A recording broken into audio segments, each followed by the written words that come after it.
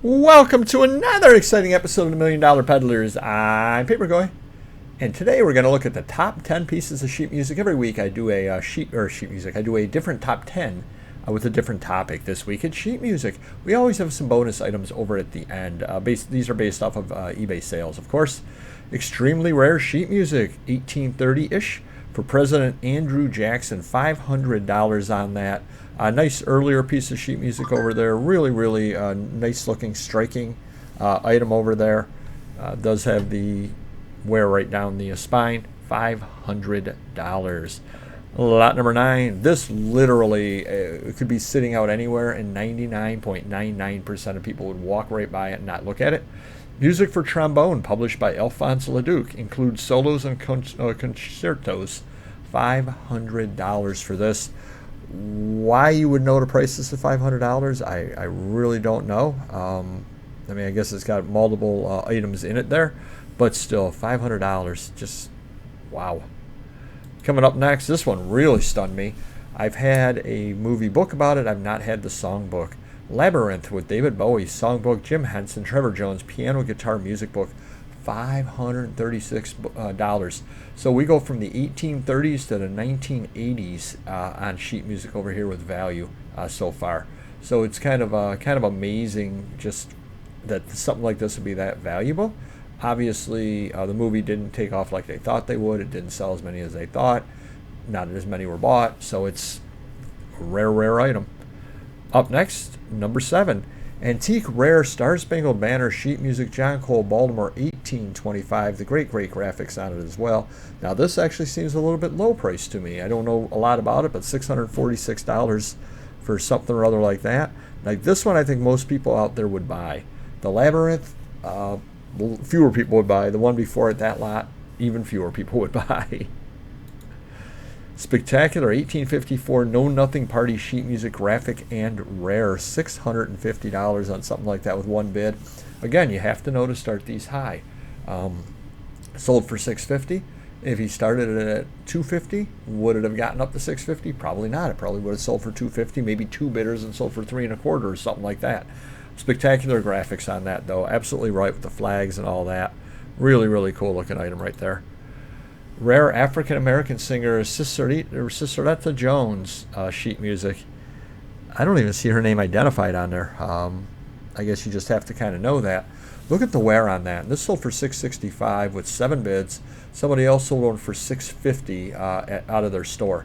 So this is a $650 piece of sheet music all day long.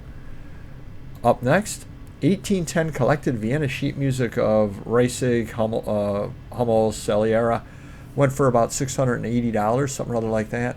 It is removed from a larger book, as a matter of fact. So you've got a bunch of pages in here, but it's been removed from a larger book. Who would look at this unless you're deep into sheet music and say, oh, that's a $650 item? Crazy. Rare 1904 first edition Scott Joplin The Cascades ragtime sheet music. That is where you make your money, by knowing how to identify a first edition. It took $750, something or other like that on that. A lot of great pictures on it also, because they've obviously done multiple prints of something or other like that. So $600 or $700 on that over there. Person earned their money by knowing that.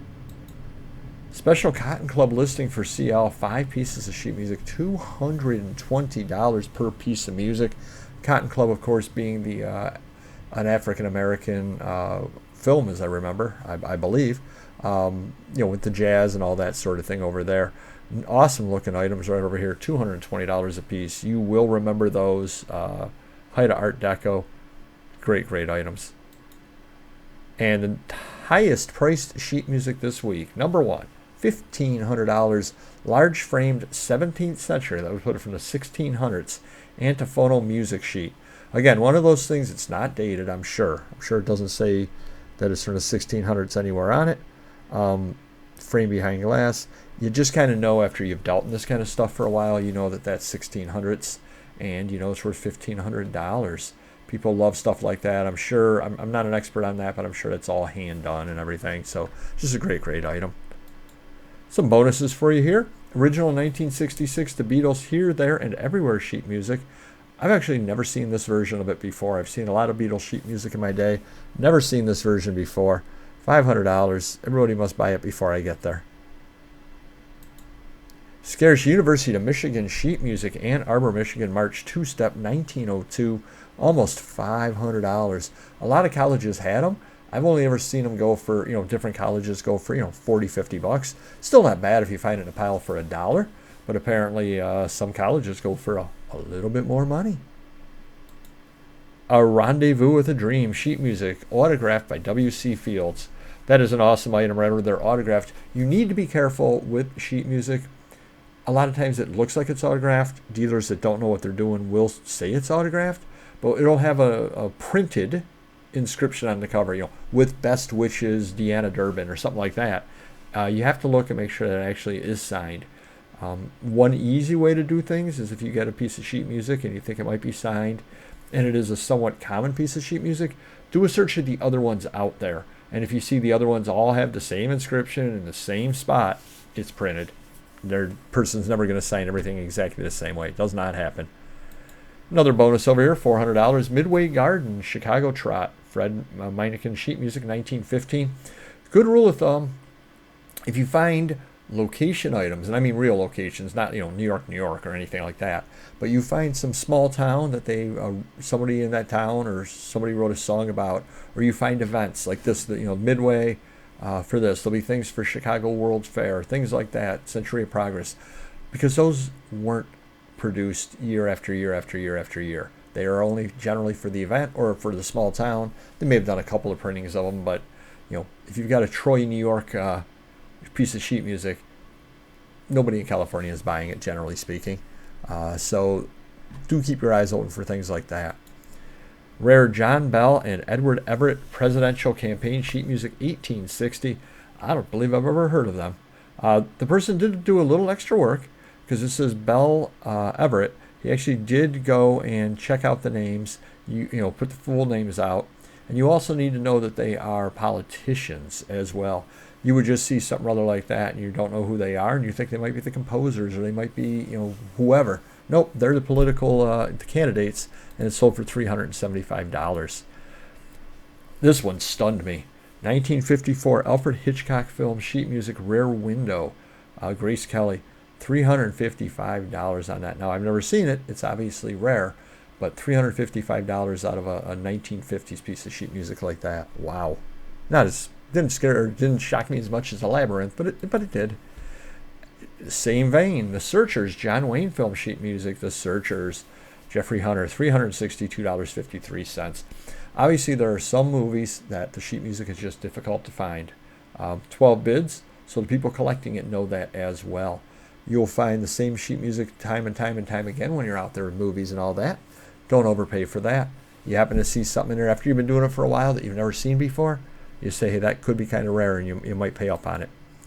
1830s and 40s bound sheet music, Glee's duet song, Star Spangled Banner, 1843, $500. You'll often find things like this, and people do take them apart and sell these individually. That's a lot of times why you'll see wear down the binding as though it was removed from a book, and indeed it was.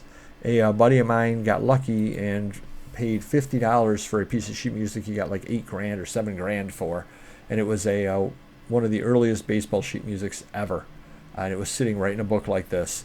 So you absolutely never know what's in a book like this over here. If they priced it right, buy it, because worth some pretty good money.